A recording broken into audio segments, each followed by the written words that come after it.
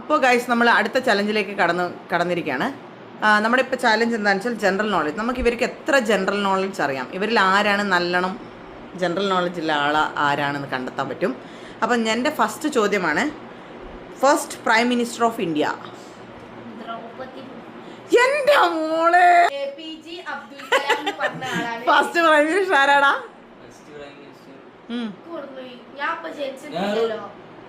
ആ പൊളി, അവൻ പറഞ്ഞിട്ടോ, പണ്ഡിറ്റ് ജവഹർലാൽ ആ സാധനം തന്നെ. ഓക്കെ, ഇനി first president of India.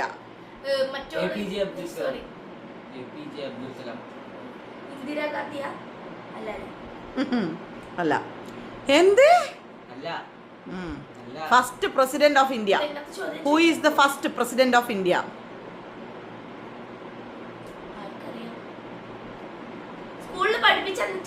General knowledge അറിഞ്ഞൂടെ എനിക്ക്?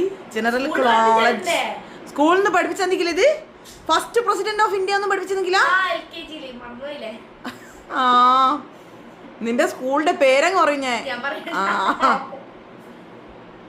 First president of India guys, first president of India.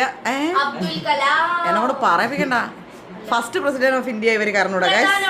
ഒരാൾ 10ാം ക്ലാസ്സിലാണ്, ഒരാൾ +1 ഒരാൾ 7th. 3 പേർക്കും ഫസ്റ്റ് പ്രസിഡന്റ് ഓഫ് ഇന്ത്യ ആരാ എന്നറിയില്ല. ഫസ്റ്റ് ലേഡി പ്രൈം മിനിസ്റ്റർ ആരാണ്? യെസ്, അത് കറക്റ്റ് ആണ്. ഫസ്റ്റ് ലേഡി പ്രസിഡന്റ് ആരാണ്? ദ്രൗപദി മുർമു അല്ല കേട്ടോ.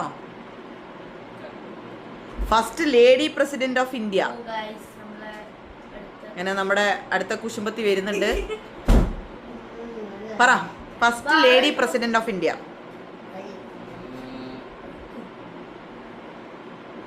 കമോൺ. പ്രതിഭ പാട്ടീലാണ്. പ്രതിഭ പാട്ടീൽ. ഇത് ഈ 3 പേർക്കും അറിഞ്ഞൂടാ ഗൈസ്. 3 പേർക്കും ഫസ്റ്റ് ലേഡി പ്രസിഡന്റ് ആരാന്ന് അറിഞ്ഞുകൂടാ.